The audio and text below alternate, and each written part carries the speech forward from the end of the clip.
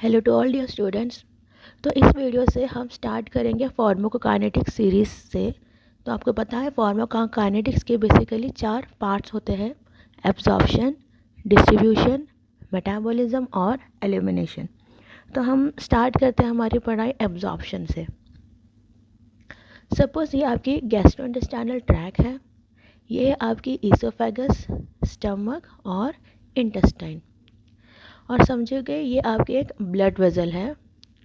तो जब भी आप कोई ड्रग ओरल रूट से लेते हैं तो वो जाएगा आपकी गैस्ट्रोइंटेस्टाइनल ट्रैक में, और यहाँ से जब ये मूव करेगा ब्लड वेजल में तो इसे बोलते हैं एब्जॉर्प्शन।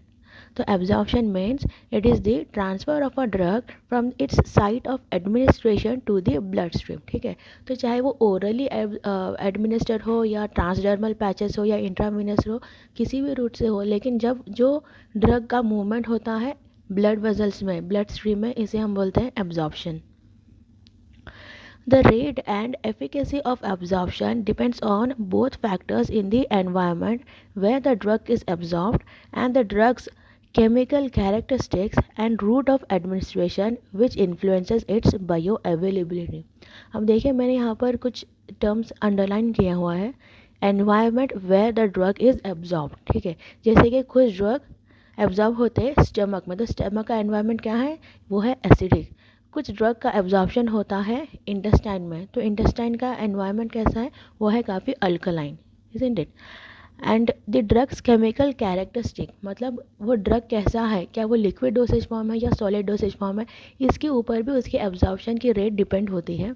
और एक चीज़ मैंने अंडरलाइन की हुई है, route of administration which influences its bioavailability. जैसे कि हम अगर कोई ड्रग देते हैं इंट्रावेनस रूट से, तो जितना हमने ड्रग इंट्रावेनस रूट से दिया है 100% उतना ही ड्रग जाएगा ब्लड वेसल में। तो हम बोल दें कि हाँ, जब भी कोई ड्रग इंट्रावेनस रूट से देते हैं तो उसकी बायो अवेलेबिलिटी होती है 100%। For IV delivery, absorption is complete. That is, the total dose of drug administered reaches the systemic circulation। ठीक है, तो यहाँ पर कोई भी ड्रग 0.1% का भी ड्रग क्या है, वेस्ट नहीं होता, सारा का सारा ड्रग चला जाता है ब्लड वेसल में। इसलिए हम बोलते हैं कि इंट्रावेनस रूट इसे जो ड्रग देते हैं तो इसकी एब्जॉर्प्शन 100% होती है। लेकिन अगर आप कोई ड्रग देते हैं ओरल रूट से, तो यहाँ पर इसकी जो एब्जॉर्प्शन है वो 100% नहीं होती, कुछ ना कुछ ड्रग रह जाता है, कुछ ना कुछ ड्रग ब्लड वेसल के अंदर नहीं पहुंच पाता। ठीक है, नेक्स्ट हम चेकआउट करते हैं mechanism of absorption of drugs from the gastrointestinal tract. तो ये सभी हमने पिछली वीडियो में देखी है, transportation across the biological membrane, चाहे वो कहो चाहे मैकेनिज्म ऑफ ड्रग एब्जॉर्प्शन कहो, both are one and the same. तो थोड़ा ब्रीफली हम इसके बारे में फिर से पढ़ाई करते हैं। तो हमको पता है कि ये ट्रांसपोर्टेशन दो तरीके की होती है, passive transport and active transport. Passive transport मतलब यहाँ पर movement of substance from an area of higher concentration to a low area of lower concentration without energy utilization. ठीक है, और एक्टिव ट्रांसपोर्ट क्या होता है, it is the movement of substance from an area of lower concentration to an area of higher concentration, और यहाँ पर energy का यूटिलाइजेशन होता है। ठीक, तो हम चालू करते हैं पैसिव ट्रांसपोर्ट। थोड़ा थोड़ा हम पढ़ेंगे इसके बारे में फिर से। सपोज कीजिए ये आपकी सेल है और ये है आपकी लाइपोफिलिक सब्सटेंस जो इजीली क्रॉस कर सकती है बायोलॉजिकल मेम्ब्रेन को, क्योंकि बायोलॉजिकल मेम्ब्रेन की जो कोर है वो लिपिड नेचर की होती है। नेक्स्ट, अगर हम इसे कंपेयर कर दें कोई भी हाइड्रोफिलिक सब्सटेंस या चार्ज सब्सटेंस, तो ये इसकी जो ट्रांसपोर्टेशन पॉसिबल नहीं है, तो इसके लिए हमको चाहिए चैनल्स। ठीक है, तो इस चैनल के थ्रू हाइड्रोफिलिक सब्सटेंस का ट्रांसपोर्टेशन आसानी से हो जाता है। सिमिलरली अगर हमारे पास हाइड्रोफिलिक सब्सटेंस है जिसका साइज़ बहुत ही बड़ा है, तो इसके ट्रांसपोर्टेशन के लिए हमको चाहिए एक कैरियर प्रोटीन।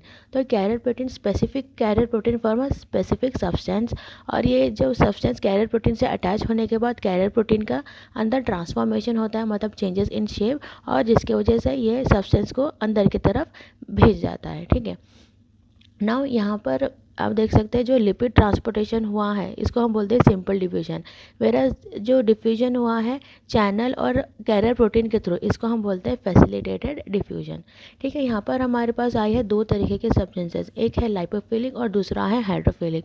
तो अगर आपको पूछे कि लाइपोफिलिक सब्सटेंस का मतलब क्या है, लाइपोफिलिक मतलब वो ऐसा सब्सटेंस जो लिपिड के अंदर इसका डिज़ोल्व हो जाए तो वो लाइपोफिलिक सब्सटेंस, और हाइड्रोफिलिक सब्सटेंस मतलब ऐसा सब्सटेंस जो वाटर में डिज़ोल्व हो जाए। इसके अलावा जो चार्जेस है वो भी लाइपोफिलिसिटी और हाइड्रोफिलिसिटी डिसाइड करते हैं। जैसे कि अगर कोई सब्सटेंस के ऊपर चार्जेस नहीं है, वो एक अनआयोनाइज्ड फॉर्म में है, ठीक है, अनआयोनाइज्ड मतलब जहाँ पर चार्जेस नहीं होते, तो उसे हम बोलते हैं लाइपोफिलिक सब्सटेंस। सिमिलरली कोई भी सब्सटेंस जिसके ऊपर चार्जेस है जैसे कि H+, Na+, चार्जेस है Cl-, ये जो चार्जेस है जो आयोनाइज्ड फॉर्म में है सब्सटेंस, इसे हम हाइड्रोफिलिक सब्सटेंस बोलते हैं। ठीक है, लाइपोफिलिक मतलब अनआयोनाइज्ड और हाइड्रोफिलिक मतलब आयोनाइज्ड, चार्ज सब्सटेंस। नेक्स्ट हम जानेंगे एक्टिव ट्रांसपोर्टेशन। एक्टिव ट्रांसपोर्टेशन दो तरीके के होते हैं, प्राइमरी एक्टिव ट्रांसपोर्ट और सेकेंडरी एक्टिव ट्रांसपोर्ट। तो आपको याद होगा प्राइमरी एक्टिव ट्रांसपोर्ट के लिए मैंने एग्जांपल लिया था सोडियम पोटेशियम एटीपेस पंप। तो यहाँ पर आपको पता है सेल के अंदर बहुत ज़्यादा पोटेशियम आयन रहता है, मतलब नॉर्मल फिजियोलॉजिकल कंडीशन के लिए सेल के अंदर intracellular cation potassium ion रहना चाहिए और extracellular cation sodium ion रहना चाहिए। मतलब सेल के अंदर बहुत ज़्यादा मात्रा में पोटेशियम आयन रहना चाहिए और सेल के बाहर बहुत ज़्यादा मात्रा में सोडियम आयन रहना चाहिए। पर आप देख सकते हैं कि सेल के अंदर थोड़े से सोडियम आयन प्रेजेंट है, तो ये सोडियम आयन को हमको भेजना है बाहर। तो हम मदद लेंगे हमारे सोडियम पोटेशियम एटीपेस पंप की। समझे, ये है आपकी सोडियम पोटेशियम एटीपेस पंप। तो ये कैसा वर्क करेंगे, ये लेंगे 3 सोडियम आयन, ठीक है, सेल के अंदर से 3 सोडियम आयन को लेंगे, प्लस जो एटीपी है ये हाइड्रोलाइज हो जाएगी एडीपी से और फिर ये सेंड करेगी 3 सोडियम आयन बाहर। ठीक है, इसके बाद ये ले सकती है 2 पोटेशियम आयन को। पोटेशियम आयन लेने के बाद जो फॉस्फेट ग्रुप है ये भी हाइड्रोलाइज हो जाएगा और फिर ये पोटेशियम आयन अंदर भेज देगी। ठीक है, तो ये है प्राइमरी एक्टिव ट्रांसपोर्ट। तो आप देख सकते हैं प्राइमरी एक्टिव ट्रांसपोर्ट या एक्टिव ट्रांसपोर्ट नॉर्मली क्या होता है, movement of substance from an area of lower concentration to higher concentration. तो सोडियम आयन की कॉन्सेंट्रेशन सेल के अंदर बहुत कम थी, तो देखिए आपने देखा कि कम कॉन्सेंट्रेशन ऑफ सोडियम को भेजा गया है बाहर जहाँ पर सोडियम आयन की कॉन्सेंट्रेशन ज़्यादा है, मतलब from an area of lower concentration towards the area of higher concentration. Similarly potassium ion की कॉन्सेंट्रेशन सेल के अंदर ज़्यादा है और सेल के बाहर बहुत ही कम है, तो हमने क्या किया है पोटेशियम आयन को बाहर मतलब from an area of lower concentration send किया सेल के अंदर, मतलब to an area of higher concentration, और यहाँ पर एनर्जी का भी यूटिलाइजेशन हुआ है। ठीक है, और हम इसको प्राइमरी एक्टिव ट्रांसपोर्ट क्यों कहते हैं, प्राइमरी क्योंकि यहाँ पर एनर्जी डायरेक्टली एटीपी से ली गई है। ठीक है, अगर एनर्जी एटीपी से नहीं ली गई है तो इसको हम बोलते हैं सेकेंडरी एक्टिव ट्रांसपोर्ट। जैसे कि यहाँ पे सोडियम आयन का ट्रांसपोर्टेशन हुआ है एटीपी की वजह से, तो इसलिए सोडियम आयन के अंदर कुछ एनर्जी, कुछ पोटेंशियल एनर्जी सेव हो जाती है और ये सेव्ड पोटेंशियल एनर्जी की वजह से होगी आपकी सेकेंडरी एक्टिव ट्रांसपोर्ट। ठीक है, तो यहाँ देख सकते हैं सोडियम आयन के अंदर थोड़ी सी दबी हुई उसकी एक पोटेंशियल एनर्जी है, तो जब सोडियम आयन इस ट्रांसपोर्टर के थ्रू अंदर जाता है तो वो पोटेंशियल एनर्जी कन्वर्ट होती है काइनेटिक एनर्जी में, जिसकी वजह से कैल्शियम आयन का ट्रांसपोर्टेशन होता है अक्रॉस मेम्ब्रेन। ठीक है, तो सोडियम आयन अंदर जाता है और कैल्शियम आयन बाहर जा रहा है। ये इस तरीके के जो ट्रांसपोर्टेशन है इसको हम बोलते हैं एंटीपोड। और ये किस तरीके का ट्रांसपोर्टेशन है, this is secondary active transport. Secondary क्यों बोलते हैं इसको, क्योंकि यहाँ पर सोर्स ऑफ एनर्जी एटीपी नहीं है लेकिन सोडियम आयन है, और सोडियम आयन को एनर्जी कहाँ मिली थी, सोडियम पोटेशियम एटीपीएस पंप में जब इसकी ट्रांसपोर्टेशन हुई थी तभी एटीपी जो एडीपी में कन्वर्ट हुआ था, उस वजह से उसके अंदर एक पोटेंशियल एनर्जी जनरेट हो जाती है। और फिर जब इसका ट्रांसपोर्टेशन होती है, जैसे कि यहाँ पर सोडियम ग्लूकोज सिम्पोर्टर देख सकते हैं, सोडियम आयन जब अंदर जाता है तो इसकी जो पोटेंशियल एनर्जी है वो कन्वर्ट हो जाती है काइनेटिक एनर्जी में, जिसकी वजह से ग्लूकोज भी अंदर चला जाता है। ठीक है, तो इसे बोलते हैं सेकेंडरी एक्टिव ट्रांसपोर्ट। और यह था हमारे मैकेनिज्म ऑफ ड्रग एब्जॉर्प्शन। और एक चीज़ है एंडोसाइटोसिस, एंडोसाइटोसिस और एक्सोसाइटोसिस। एंडोसाइटोसिस मतलब movement of substance inside the cell, और यहाँ पर बल्क में ट्रांसपोर्टेशन होता है। जैसे कि आप देख सकते हैं ये सेल है और सेल के बाहर एक काला सा गोल सर्कुलर बॉल है, तो समझिए कि वो एक आपकी एंटीजन है और ये जो सेल है वो डब्ल्यूबीसी सेल है। तो एंटीजन देखकर डब्ल्यूबीसी सेल क्या करता है, ये अपना जो एक्सटेंशन क्रिएट करता है और इसको अंदर एनगल्फ कर लेता है। तो ये है एग्जाम्पल एंडोसाइटोसिस का। नेक्स्ट सिमिलरली हमारे पास एक्सोसाइटोसिस भी है। समझिए कि सेल है और सेल के अंदर जो वेसिकल है इसके अंदर कुछ हार्मोन्स है, और अगर हमको ये हार्मोन्स बाहर निकालना है तो क्या होता है, पहले ये जो वेसिकल की मेम्ब्रेन प्रोटीन है ये सेल की मेम्ब्रेन प्रोटीन से मिल जाएगी, उसका डिफ्यूज़ हो जाएगी, वो डिज़ोल्व हो जाएगी और होने के बाद ये जो हार्मोन है बाहर रिलीज़ हो जाएगी। ठीक है, तो इसे हम बोलते हैं एक्सोसाइटोसिस। तो ये था आपका mechanism of drug absorption. Next हम जानेंगे एक बहुत ही important topic, that is factors influencing drug absorption. तो सबसे पहला फैक्टर है एक्वस सॉल्युबिलिटी। एक्वस सॉल्युबिलिटी मतलब पानी में डिज़ोल्व होने की उसकी जो कैपेसिटी है उसको बोलते हैं एक्वस सॉल्युबिलिटी। नाउ अगर कोई ड्रग लाइपोफिलिक फॉर्म में है तो उसकी ट्रांसपोर्टेशन काफ़ी इजीली हो जाएगी अक्रॉस द बायोलॉजिकल मेम्ब्रेन, सही। और अगर वो हाइड्रोफिलिक है तो इसकी ट्रांसपोर्टेशन इजीली नहीं होती, उससे हम उसको इसके ट्रांसपोर्टेशन के लिए हमको कोई चैनल की ज़रूरत पड़ेगी। ठीक है, तो समझिए कि आपके गैस्ट्रोइंटेस्टाइनल ट्रैक है और ये आपकी ब्लड वेसल है और आपने कोई लिक्विड डोसेज फॉर्म लिया है, तो जो लिक्विड डोसेज फॉर्म की एब्जॉर्प्शन है वो काफ़ी आराम से हो जाएगी। लेकिन समझिए कि आपने कोई सॉलिड डोसेज फॉर्म लिया है, तो सॉलिड डोसेज फॉर्म जैसे कि आपने टैबलेट्स लिए, तो टैबलेट्स को हम लेने के बाद सबसे पहले उसकी डिसइंटीग्रेशन होती है। डिसइंटीग्रेशन मतलब ब्रोकन डाउन इनटू पीसेस, और उसके बाद होती है उसकी डेसोल्यूशन। डेसोल्यूशन मतलब dissolving in the body fluid. No disintegration और डेसोलिग्रेशन, तो आपके डिसइंटीग्रेशन और डेसोल्यूशन ये होने के लिए बहुत ज़्यादा ज़रूरी है इसकी एक्वस सॉल्युबिलिटी। ठीक है, अगर कोई ड्रग लाइपोफिलिक है, बहुत ज़्यादा लाइपोफिलिक है, तो इसकी डिसइंटीग्रेशन और डेसोल्यूशन काफ़ी प्रॉब्लमेटिक होती है। लेकिन अगर लाइपोफिलिसिटी के साथ अगर किसी ड्रग के अंदर थोड़ी सी हाइड्रोफिलिसिटी या एक्वस सॉल्युबिलिटी हो तो इसकी डिसइंटीग्रेशन और डेसोल्यूशन काफ़ी आराम से हो जाएगी। नेक्स्ट इंपॉर्टेंट फैक्टर है ब्लड फ्लो। ठीक है, तो ये आपकी गैस्ट्रोइंटेस्टाइनल ट्रैक है और इसकी नेबरिंग में है आपकी एक ब्लड वेसल। और समझिए कि आपने कोई ड्रग ले ली। ठीक है, ड्रग लेने के बाद क्या होता है कि 50% ड्रग का एब्जॉर्प्शन हो जाता है। मतलब जैसे कि अगर 10 ड्रग मॉलिक्यूल आपने लिए हैं तो 10 में से 5 मॉलिक्यूल यहाँ पे रह जाएंगे और 5 मॉलिक्यूल का एब्जॉर्प्शन हो जाएगा, तो ये 50%। उसके बाद क्या होता है, जो ब्लड वेसल में जो ब्लड फ्लो होता है, तो ब्लड फ्लो के साथ ये ड्रग मॉलिक्यूल भी आगे बढ़ जाते हैं। ठीक है, अगर समझो ब्लड फ्लो बहुत फास्ट है तो पूरे के पूरे 50% मॉलिक्यूल आगे बढ़ जाते हैं, और फिर गैस्ट्रोइंटेस्टाइनल ट्रैक में जो 5 मॉलिक्यूल है उसकी फिर 50% की एब्जॉर्प्शन फिर से हो जाएगी। ठीक है, इसकी भी एब्जॉर्प्शन हो जाएगी और फिर ये फास्ट फास्ट इसकी एब्जॉर्प्शन रेट बहुत ज़्यादा बढ़ जाएगी।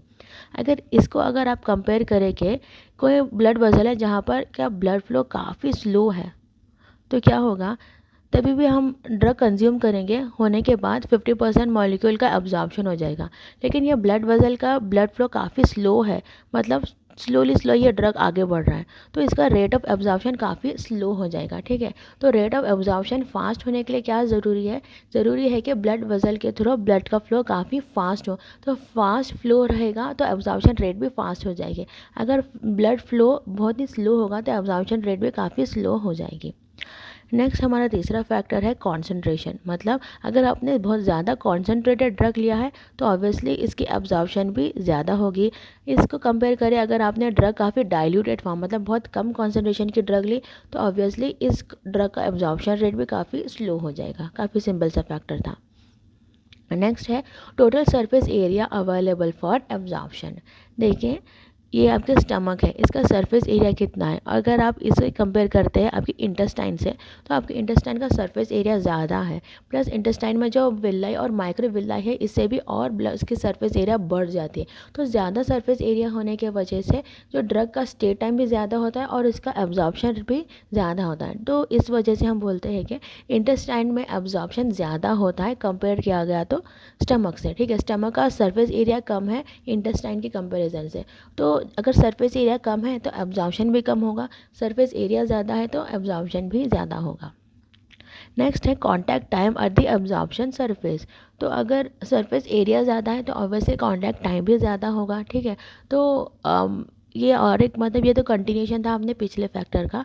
तो जो इंटेस्टाइन है वहाँ पर एब्जॉर्प्शन ज़्यादा होती है, ठीक है।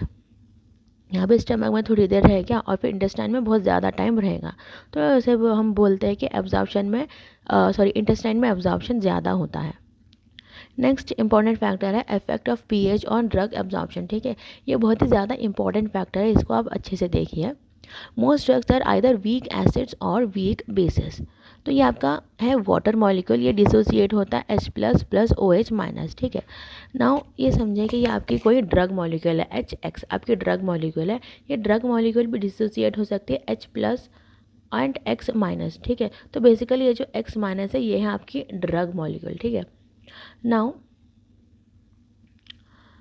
मैं क्यों बोलती है कि hydrophilic form of drug, charge molecules of drug are hydrophilic. Hydrophilic मतलब जो वाटर में डिजॉल्व हो सकता है। तो जो चार्ज मॉलिक्यूल है, जो charge form ionised form of drug है, वो उसका डेजोल्यूशन ज़्यादा होता है।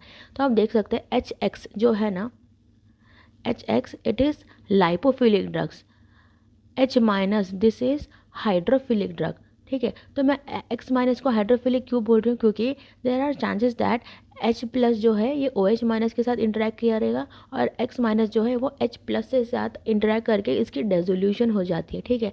और इसके लिए हम इसे बोलते हैं हाइड्रोफिलिक ड्रग। और हाइड्रोफिलिक ड्रग की एब्जॉर्प्शन बहुत ही स्लो होती है। तो अगर हमको किसी ड्रग का एब्जॉर्प्शन करना है तो उसकी लाइपोफिलिसिटी मेंटेन करनी रहती है। मतलब ये जो आपका सामने जो ड्रग मेंशन है X, तो अगर ये लाइपोफिलिक फॉर्म में है, लाइपोफिलिक फॉर्म मतलब HX अनआयोनाइज्ड फॉर्म में रहेगा तो इसकी एब्जॉर्प्शन काफ़ी फास्ट होगी। लेकिन अगर ये X माइनस फॉर्म में रहेगा तो इसकी जो एब्जॉर्प्शन है वो काफ़ी स्लो रहेगी।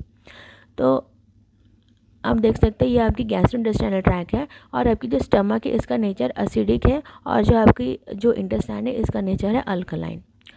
नाउ आप एक ड्रग का एग्जांपल लेते हैं HA। समझिए कि ये एसिडिक ड्रग है, एसिटाइल सैलिसिलिक एसिड, और अभी ये प्रेजेंट है नॉन आयोनाइज्ड या तो फिर लाइपोफिलिक फॉर्म में, ठीक है। अगर लाइपोफिलिक फॉर्म में है कोई ड्रग तो इसकी एब्जॉर्प्शन फास्ट होगी, ये आप दिमाग में रख लीजिए। लाइपोफिलिक मतलब जहाँ पर कोई भी चार्जेस ना हो। अभी चांसेस है कि ये एसिटाइल सैलिसिलिक एसिड ये स्प्लिट हो जाए H प्लस और A माइनस। तो A माइनस हो गया हमारा एसिटाइल सैलिसिलेट जो है एक हाइड्रोफिलिक ड्रग, ठीक है। तो हाइड्रोफिलिक ड्रग का एब्जॉर्प्शन कम होगा और लाइपोफिलिक ड्रग का एब्जॉर्प्शन काफ़ी अच्छा होगा। तो अगर हमको ये एसिटाइल सैलिसिलिक एसिड का एब्जॉर्प्शन रेट इंक्रीज़ करना है तो हमको चाहिए कि यह ड्रग जो है वो लाइपोफिलिक फॉर्म में हो, हाइड्रोफिलिक फॉर्म में नहीं हो। तो क्या कैसा हम इसकी जो लाइपोफिलिसिटी है वो कैसा बढ़ा सके, समझिए कि हमने H प्लस आयोन की कॉन्सेंट्रेशन इंक्रीज़ की, ठीक है। इंक्रीज़ करने पर क्या होता है, जो भी हाइड्रोफिलिक फॉर्म या तो ionize form of acetyl salicylate है वो मिंगल हो जाए वो increase amount of H plus ion से, और जिसकी वजह से बैकवर्ड रिएक्शन फेवर हो, ठीक है। तो अगर कोई एसिडिक ड्रग है, अगर उसको हम लोग बहुत ज़्यादा H प्लस आयोन प्रोवाइड करें तो वो अपनी लाइपोफिलिक फॉर्म में आ जाती है, ठीक है। ये एक एग्जांपल है। अगर आपके पास कोई भी मतलब सारे ड्रग वीकली एसिडिक या वीकली बेसिक नेचर में होते हैं, तो कोई भी ड्रग वीकली एसिडिक फॉर्म में मिले तो अगर उसको हम बहुत ज़्यादा H plus ion proton provide करें तो वो लाइपोफिलिक बन जाता है, ठीक है। तो ये आपकी गैस्ट्रोइंटेस्टाइनल ट्रैक है। स्टमक और इंटेस्टाइन दोनों के कंपैरिजन में कहाँ पर आपको बहुत ज़्यादा अमाउंट में H प्लस आयन मिलेंगे, yes that is stomach, isn't it, क्योंकि स्टमक एसिडिक नेचर है। तो इसलिए हमको बोलते हैं कि acidic drugs well absorbed in acidic medium. जो एसिडिक ड्रग है वो एसिडिक मीडियम में बहुत ज़्यादा एब्जॉर्प्शन उसका चांसेस है।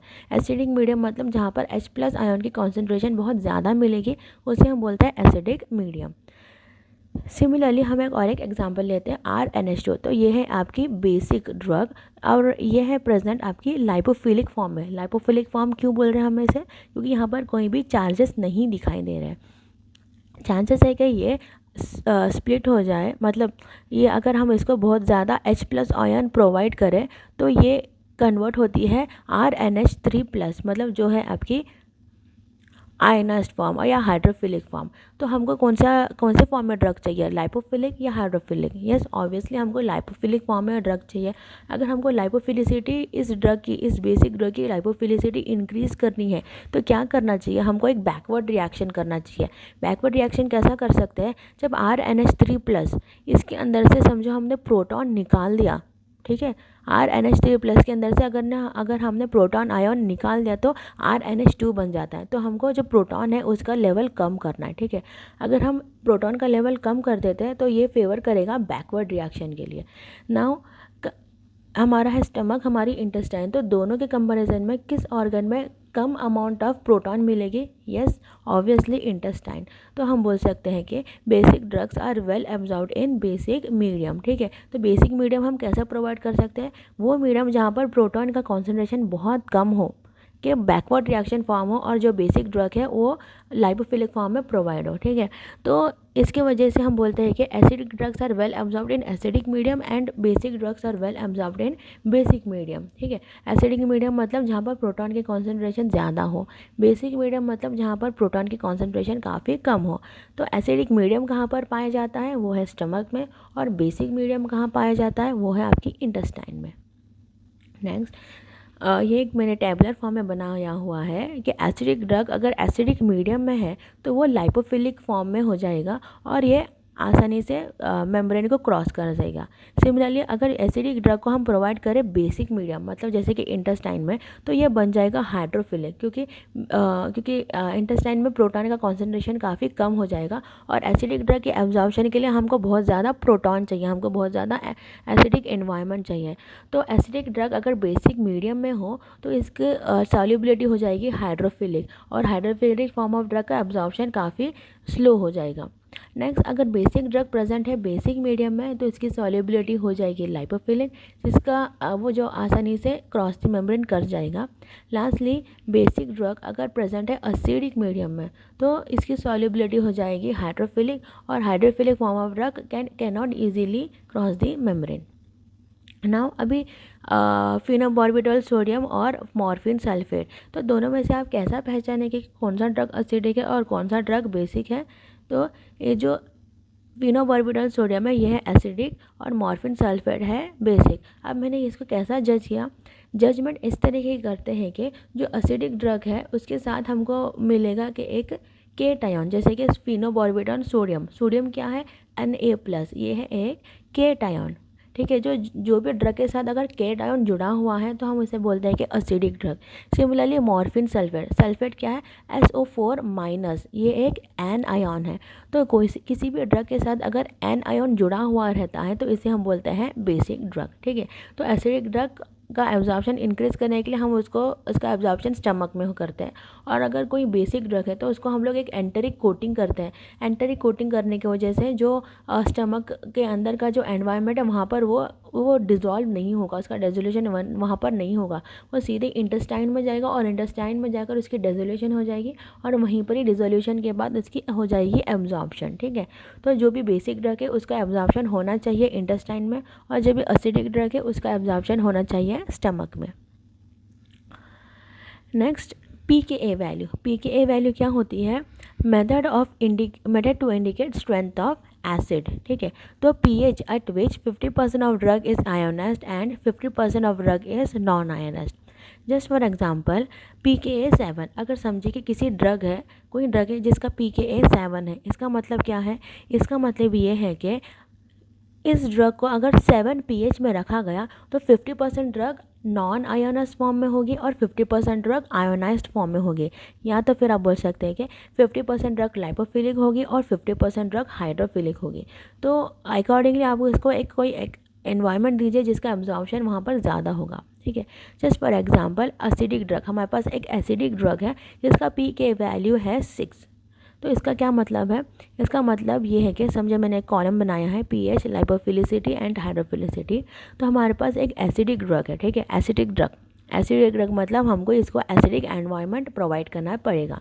और अब इसकी पीके वैल्यू कितनी है? इसकी पीके वैल्यू है 6। इसका मतलब है 50% ऑफ ड्रग लाइपोफिलिक है और 50% ऑफ ड्रग हाइड्रोफिलिक है। नाउ सिंस ये एसिडिक ड्रग है तो हम इसको एक एसिडिक एनवायरनमेंट प्रोवाइड करते हैं। जैसे कि हम अगर इसका पीएच कर दिए 7, ठीक है, इस ड्रग को हमने एक 5 पीएच के एनवायरनमेंट में रख दिया, तो इस वजह से इसकी लाइपोफिलिसिटी हो जाएगी 90% और हाइड्रोफिलिसिटी हो जाएगी 10%। ठीक है, ऐसा क्यों हो रहा है? क्योंकि जो एसिडिक एनवायरनमेंट, जो एसिडिक पीएच है, वहाँ पर बहुत ज़्यादा प्रोटॉन प्रेजेंट होते हैं, जिसकी वजह से इस ड्रग की लाइपोफिलिसिटी इंक्रीज़ हो जाती है। सिमिलरली अगर और भी ज़्यादा हम इसको एसिडिक एनवायरनमेंट देते हैं, जैसे कि 5 से हमने इसकी पीएच कर दी 4, तो इसकी लाइपोफिलिसिटी हो जाएगी 99% और हाइड्रोफिलिसिटी जस्ट 1%। और भी ज़्यादा अगर हमने इसको एसिडिक एनवायरनमेंट प्रोवाइड कर दिया, जैसे कि pH 3 में अगर इसे रख दिया इस ड्रग को, तो इसकी लाइपोफिलिसिटी हो जाएगी 99.9% और हाइड्रोफिलिसिटी 0.1%। अगर इसके बजाय और भी एसिडिक एनवायरनमेंट, जैसे कि pH 2 में अगर इस ड्रग को रख दिया, तो इसकी लाइपोफिलिसिटी हो जाएगी 99.99% और हाइड्रोफिलिसिटी 0.001%। यहाँ पर नोट करने वाली चीज़ है कि कोई भी ड्रग 100% लाइपोफिलिक और 100% हाइड्रोफिलिक नहीं हो जाता। वो 99 पॉइंट कितने तो 9 लगा दो, लेकिन वो कभी भी 100% नहीं होगा। नौ ये एसिडिक ड्रग है। अगर समझे क्या, एसिडिक की जगह हमने इसको रख दिया एक बेसिक एनवायरनमेंट में, तो क्या होता, समझे कि हमने pH 7 में इसे रख दिया है, तो अब इस ड्रग की जो लाइपोफिलिसिटी है वो कम हो जाएगी, जैसे कि सिर्फ 10% और हाइड्रोफिलिसिटी हो जाएगी 90%। तो आप देख सकते हैं कि हाइड्रोफिलिसिटी इसकी बढ़ चुकी है, मतलब इसका एब्जॉर्प्शन बहुत ही ज़्यादा पुअर हो जाएगा। अगर और भी ज़्यादा हमने इसको बेसिक एनवायरनमेंट कर दिया, तो इसकी लाइपोफिलिसिटी घटती जाएगी और इसकी हाइड्रोफिलिसिटी बढ़ते ही जाएगी। ठीक है, तो पीके वैल्यू क्या बोलता है? पीके वैल्यू बताता है कि ये ड्रग इस पर्टिकुलर पीएच पे 50% हाइड्रोफिलिक होगा और 50% हाइड्रोफिलिक होगा। और अगर ये ड्रग एसिडिक है तो हम इसे एसिडिक एनवायरनमेंट प्रोवाइड कर दें, और अगर ये ड्रग बेसिक है तो इसे हम बेसिक एनवायरनमेंट प्रोवाइड कर दें। That's it. Next last factor है expression of P glycoprotein. P मतलब परमेबिलिटी ग्लाइकोप्रोटीन्स। तो ये क्या होता है हम जानते हैं। P glycoprotein is a multi drug transmembrane transporter protein responsible for transporting various molecules including drugs across cell membranes. It is expressed throughout the body and its functions include P glycoprotein क्या है? यह है एक multi drug transmembrane transporter protein. Multi drug मतलब बहुत सारे drugs. Trans membrane मतलब ये प्रेजेंट है across the biological membrane. Transporter protein मतलब इसका काम है ट्रांसपोर्टेशन, ड्रग का, मल्टीपल ड्रग का ट्रांसपोर्टेशन करना इसका काम है। तो हम देखते हैं कि ये क्या है इसके फंक्शंस। समझिए कि आपकी लीवर है और यहाँ लीवर में प्रेजेंट है आपके ड्रग मॉलिक्यूल, और अगर यहाँ पर पी ग्लाइकोप्रोटीन प्रेजेंट है तो पी ग्लाइकोप्रोटीन करेगा इस ड्रग का ट्रांसपोर्टेशन। कहाँ पर? ये ड्रग को एलिमिनेट करेगा वाया बाइलरी एक्सक्रीशन। समझिए कि आपकी किडनी है और यहाँ पर अगर पी ग्लाइकोप्रोटीन प्रेजेंट है और ये आपके ड्रग मॉलिक्यूल है, तो पी ग्लाइकोप्रोटीन के वजह से ये ट्रांसपोर्ट करेगा, मतलब ड्रग को यूरिन के थ्रू इसकी एलिमिनेशन हो जाएगी। समझिए कि आपकी प्लेसेंटा है और यहाँ पर पी ग्लाइकोप्रोटीन प्रेजेंट है और यहाँ पर कुछ ड्रग मॉलिक्यूल है, तो ये पी ग्लाइकोप्रोटीन की वजह से ड्रग मॉलिक्यूल चले जाएगा मैटरनल ब्लड सर्कुलेशन में। समझिए कि ये आपकी गैस्ट्रोइंटेस्टाइनल ट्रैक है और यहाँ पर ड्रग भी प्रेजेंट है और पी ग्लाइकोप्रोटीन भी प्रेजेंट है। तो पी ग्लाइकोप्रोटीन की वजह से ये ड्रग क्या है, फीकल मैटर के थ्रू एलिमिनेट हो जाएगी। तो पी ग्लाइकोप्रोटीन का बेसिकली क्या काम है? इसका काम है कि हमारी बॉडी में से ड्रग को निकाल बाहर कर दें। तो अगर हमारी बॉडी में पी ग्लाइकोप्रोटीन का लेवल बहुत ज़्यादा हो जाए तो क्या होगा? उसकी एब्जॉर्प्शन, ऑब्वियसली उसकी एब्जॉर्प्शन बहुत ज़्यादा कम हो जाएगी, क्योंकि पी ग्लाइकोप्रोटीन का क्या काम है कि ये हमारी बॉडी से ड्रग को एलिमिनेट आउट कर दे, निकाल बाहर फेंक दे। तो ये है expression of P glycoprotein. Next important factor है बायो अवेलेबिलिटी। ये बहुत ही इंपॉर्टेंट टॉपिक है हमारी एब्जॉर्प्शन में। तो समझे कि आपकी ये गैस्ट्रोइंटेस्टाइनल ट्रैक है, ये आपकी लीवर है और ये आपके हेपेटिक डक्ट्स है। अगर समझे कि आपने 10 मॉलिक्यूल्स ऑफ ड्रग आपने खाया है, तो अगर ये 10 मॉलिक्यूल्स में समझे कि 2 मॉलिक्यूल हो गए हाइड्रोफिलिक, तो ये हाइड्रोफिलिक फॉर्म ऑफ ड्रग ये बायोलॉजिकल मेम्ब्रेन को क्रॉस नहीं कर पाएंगे। ठीक है, तो ये सीधा फीकल मैटर के थ्रू एलिमिनेट हो जाएंगे। ठीक है, 10 में से 2 चले गए और बचे कितने? बचे हैं 8 जो ड्रग है वो हिपैटिक ना पोर्टल वीनस सिस्टम के थ्रू जाएंगे हमारे लीवर में। अब लीवर में समझे कि 3 मॉलिक्यूल का एब्जॉर्प्शन होगा, ठीक है, आपने सही सुना, 3 मॉलिक्यूल का हो जाएगा मेटाबॉलिज्म, ठीक है। ये मेटाबॉलिज्म होके ये इसका काम खत्म हो गया 3 मॉलिक्यूल का, तो इसको हम बोलते हैं फर्स्ट पास मेटाबॉलिज्म या प्री सिस्टमिक मेटाबॉलिज्म। देखिए अब तक हमने जैसे आपकी ADME हम बोलते हैं, मतलब पहले एब्जॉर्प्शन होता है, फिर डिस्ट्रीब्यूशन और उसके बाद मेटाबॉलिज्म। लेकिन लीवर में क्या हो रहा है, डिस्ट्रीब्यूशन होने से पहले ही कुछ ड्रग का मेटाबॉलिज्म हो जाता है, तो इसे हम बोलते हैं फर्स्ट पास मेटाबॉलिज्म। और जो बचे हुए जो 5 ड्रग हैं वो चले जाएंगे हमारे ब्लड वेसल में, तो इसे हम बोलते हैं बायो अवेलेबिलिटी।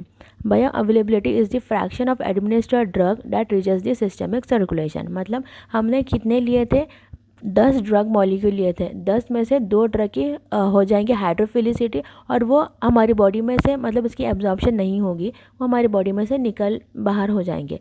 बचे थे 8 मॉलिक्यूल, 8 में से 3 मॉलिक्यूल का प्री सिस्टमिक या फर्स्ट पास मेटाबॉलिज्म हो गया, मतलब हमारे लीवर में डिस्ट्रीब्यूशन होने से पहले, एब्जॉर्प्शन होने से पहले ही हमारे जो लीवर में उसकी क्या है, मेटाबॉलिज्म हो गई, जिसकी वजह से 3 मॉलिक्यूल्स फिर से यहाँ पर हमारे पास निकल गए और बचे सिर्फ 5, और 5 मॉलिक्यूल का एब्जॉर्प्शन हो गया, तो इसको हम बोलते हैं बायो अवेलेबिलिटी।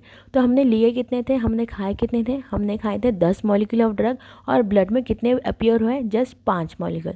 तो हम बोलते हैं कि इस पर्टिकुलर ड्रग की बायो अवेलेबिलिटी है 50%। 50% क्यों बोलते हैं, कि कितना हमारे ब्लड में प्रेजेंट हुआ, ठीक है, कितना हमने खाया और कितना हमारे ब्लड में प्रेजेंट हुआ, तो इसे हम बोलते हैं bio availability. Bio availability is the fraction of administered drug that reaches the systemic circulation. अगर इसे हम कंपेयर करते हैं, अगर कोई ड्रग हमने लिया इंट्रावीनस रूट से, तो इसमें IV रूट के थ्रू, इंजेक्शन के थ्रू सारा का सारा ड्रग प्रेजेंट हो जाएगा हमारे ब्लड वेसल में। तो हम बोलते हैं कि जो भी ड्रग हम लोग इंट्रावीनस रूट से लेते हैं तो उसकी बायो अवेलेबिलिटी 100% रहती है। नेक्स्ट इंपॉर्टेंट फैक्टर है डिटर्मिनेशन ऑफ बायो अवेलेबिलिटी। अभी हमको कैलकुलेट करना है किसी ड्रग की बायो अवेलेबिलिटी, तो हम वो कैसे कैलकुलेट करते हैं, तो हम कंपैरिजन स्टडीज़ करते हैं। समझिए कि ग्राफ है, Y एक्सिस में है प्लाज्मा कॉन्सेंट्रेशन ऑफ ड्रग और X एक्सिस में है टाइम। तो ये है आपकी ग्राफ IV रूट के लिए, ठीक है। ड्रग जब हम IV रूट से लेते हैं तो लेते ही उसका जो प्लाज्मा कॉन्सेंट्रेशन एकदम से बढ़ जाता है और फिर स्लोली वो प्लाज्मा कॉन्सेंट्रेशन डिक्रीज़ होता है। लेकिन अगर हम ड्रग लेते हैं ओरल रूट से, तो आप देख सकते हैं उसकी प्लाज्मा कॉन्सेंट्रेशन थोड़ी सी बढ़ती है, उसके बाद वो एलिमिनेट होने लगती है, ठीक है। तो हम लोग बायो अवेलेबिलिटी कैलकुलेट करते हैं इस फॉर्मूले के through. Bioavailability is equals to area under curve for oral divided by area under curve for injection multiplied by 100। तो एरिया अंडर कर्व मतलब ये जो ग्राफ है हम लोग ग्राफ पेपर्स में उतारेंगे, और जो ग्राफ पेपर में जो बॉक्सेस हैं बेसिकली हम वो बॉक्सेस काउंट करके एरिया अंडर कर्व कैलकुलेट कर सकते हैं, और ये बायो अवेलेबिलिटी परसेंटेज के थ्रू हम लोग डिस्क्राइब करते हैं। Next factors that influence bio availability. तो सबसे पहला फैक्टर है फर्स्ट पास मेटाबॉलिज्म। तो क्या होता है फर्स्ट पास मेटाबॉलिज्म है, वही पिछला वाला ही एग्जांपल मैं रिपीट कर रही हूँ। समझिए कि आपने 10 ड्रग मॉलिक्यूल खाए हैं, मतलब 10 ड्रग मॉलिक्यूल आपने एडमिनिस्टर किया है, उन 10 में से 2 मॉलिक्यूल हो जाएंगे हाइड्रोफिलिसिटी, और बिकॉज ऑफ विच वो एलिमिनेट हो जाएंगे हमारी बॉडी से, उसकी एब्जॉर्प्शन नहीं होगी। और जो 8 मॉलिक्यूल जो लाइपोफिलिक फॉर्म में है, ये 8 मॉलिक्यूल जाएंगे हमारे लीवर में। लीवर में समझिए कि 8 में से 3 मॉलिक्यूल का हो जाएगा फर्स्ट पास मेटाबॉलिज्म, और बिकॉज इसकी वजह से सिर्फ 10 में से 5 मॉलिक्यूल ही अवेलेबल है जिसकी एब्जॉर्प्शन हो जाएगी, ठीक है। तो सबसे पहला फैक्टर है फर्स्ट पास मेटाबॉलिज्म। किसी भी ड्रग का अगर फर्स्ट पास मेटाबॉलिज्म बहुत ज़्यादा है तो उसकी एब्जॉर्प्शन बहुत ही कम हो, या उसकी बायो अवेलेबिलिटी काफ़ी कम हो जाएगी। नेक्स्ट है सॉल्युबिलिटी ऑफ द ड्रग, ठीक है। समझे ये है आपके ड्रग जो है हाइड्रोफिलिक फॉर्म में, तो हाइड्रोफिलिक फॉर्म ऑफ ड्रग का एब्जॉर्प्शन बहुत ही कम हो जाएगा। लेकिन अगर हम कंपेयर करें इसे, जो येलो ड्रग से वो है लाइपोफिलिक ड्रग, तो लाइपोफिलिक ड्रग ये आराम से बायोलॉजिकल मेम्ब्रेन क्रॉस हो जाएगी और इसकी जो एब्जॉर्प्शन रेट है वो काफ़ी अच्छी हो जाएगी, ठीक है। तो हमको जो ड्रग है उसकी अगर बायो अवेलेबिलिटी बढ़ानी है तो इसको हम लाइपोफिलिक फॉर्म में उसका प्रेजेंटेशन करना चाहिए। जैसे कि अगर कोई ड्रग एसिडिक फॉर्म में है तो उसकी एब्जॉर्प्शन स्टमक में ही होनी चाहिए, क्योंकि स्टमक में एसिडिक मीडियम है जिसकी वजह से उसकी लाइपोफिलिसिटी इंक्रीज़ होती है। सिमिलरली अगर हमारे पास कोई बेसिक ड्रग है तो उसको हम बेसिक एनवायरनमेंट प्रोवाइड करना चाहिए जो कि अपने हमारे इंटेस्टाइन में है। अगर उसके बजाय बेसिक ड्रग अगर हम उसकी एब्जॉर्प्शन स्टमक में करने की सोचें तो वो एब्जॉर्प्शन बहुत ही स्लो हो जाएगी, क्योंकि बेसिक ड्रग अगर हम एसिडिक एनवायरनमेंट में स्टमक में रखें तो वो हो जाएगी हाइड्रोफिलिक और इसकी एब्जॉर्प्शन बहुत ही कम हो जाएगी। अगर एब्जॉर्प्शन कम हो जाएगी तो ऑब्वियसली बायो अवेलेबिलिटी भी कम हो जाएगी। तो हमको ज़रूरी है कि ड्रग सॉल्युबल फॉर्म में हो, सॉल्युबल फॉर्म में हो। इसका मीनिंग ये है कि वो लाइपोफिलिसिटी हो, ठीक है। सॉल्युबल मतलब नहीं कि वो पानी में डिज़ोल्व हो जाए या कोई फैट में डिज़ोल्व हो जाए। सॉल्युबिलिटी का मतलब, मेरे सॉल्युबिलिटी का बोलने का मतलब ये है कि वो अपने हमेशा लाइपोफिलिक फॉर्म में हो, ठीक है। तो एसिडिक ड्रग जो एसिडिक मीडियम में हो तो वो लाइपोफिलिक फॉर्म में होता है। सिमिलरली बेसिक ड्रग अगर बेसिक मीडियम में हो तो उसकी लाइपोफिलिसिटी मेंटेन हो सकती है, जिसकी वजह से उसकी बायो अवेलेबिलिटी काफ़ी बढ़ जाएगी। हाँ, ये भी एक फैक्टर है कि अगर समझे कि कोई सॉलिड डोसेज फॉर्म है जो काफ़ी लाइपोफिलिक है, बहुत ज़्यादा लाइपोफिलिक, इसमें थोड़ी सी भी एक्वस सॉल्युबिलिटी ना हो, तो ये जो सॉलिड डोसेज फॉर्म है पहले उसकी होती है डिसइंटीग्रेशन, ठीक है। अगर वो बहुत ही लाइपोफिलिक है तो इसकी डिसइंटीग्रेशन काफ़ी स्लो हो जाएगी, और नेक्स्ट डिसइंटीग्रेशन के बाद उसकी होती है उसकी डेजोल्यूशन। और ये लाइपोफिलिक अगर बहुत ज़्यादा लाइपोफिलिक है तो इसकी डेजोल्यूशन भी अच्छी नहीं होगी। मतलब मैं बार बार बोल रही कि ड्रग लाइपोफिलिक होना चाहिए जिसकी वजह से उसकी सॉल्युबिलिटी ज़्यादा हो, लेकिन लाइपोफिलिसिटी के साथ में उसके अंदर थोड़ी सी एक्वा सॉल्युबिलिटी भी होना चाहिए, क्योंकि बिना एक्वा सॉल्युबिलिटी के डिसइंटीग्रेशन और डेजोल्यूशन काफ़ी प्रॉब्लमेटिक हो जाते हैं। नेक्स्ट लास्ट हमारी इंपॉर्टेंट टॉपिक है बायो इक्विवेलेंस। ये क्या होता है ये हम जानेंगे एक एग्जांपल के थ्रू।